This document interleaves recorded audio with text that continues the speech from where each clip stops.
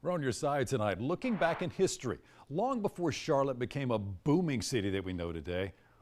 One home sat at the edge of what was then a small frontier town. WBTV's Carolyn Serta shows us how historic Rosedale is helping preserve a piece of the Queen City's past while sharing the stories that shaped it.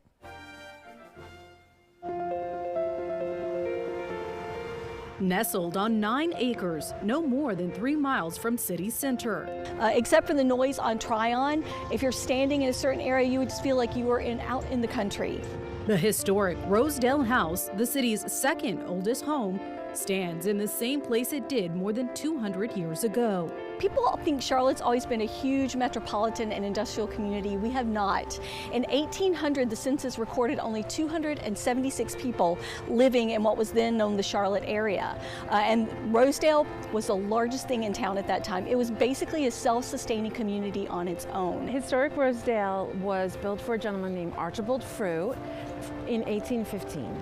And it was lived in by 5 generations of families and descendants throughout the years, all the way up until the 1980s, at which time the final descendants did not have heirs and wanted to see the house preserved.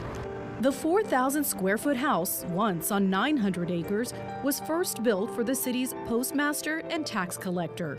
It looks like what it did in 1815. What are we talking about? Well, interestingly, this house had the nickname of Frew's Folly, and Archibald Frew, for whom the house was built, had extravagant taste. And one of the things which is very apparent from the outside is this Paris yellow trim on the house. He wanted the house to be noticed. That Paris yellow outside the home just recently restored. In 1986, crews also worked to return the inside to the 19th century, restoring molding and revealing original wallpaper. While 5 generations of families lived inside the grand home, dozens more worked the grounds along with enslaved people. Historic Rosedale Foundation recently created an African American legacy program to share their stories as well.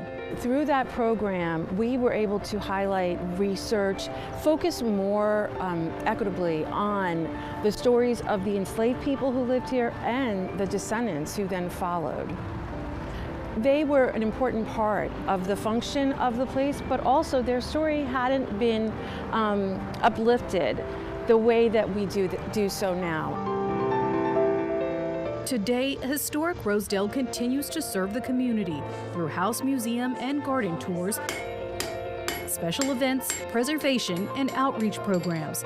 A few on the list this summer include Juneteenth and a celebration of America's 250th birthday. And even though Rosedale was built quite a few years after the Revolution, there were still very strong connections. Throughout the years, the families of Rosedale displayed a strong independent spirit and a love of liberty that extended far past the Revolution and America's founding. It started with the Revolution and continued up to this day. Carolyn Serta, WBTV, on your side.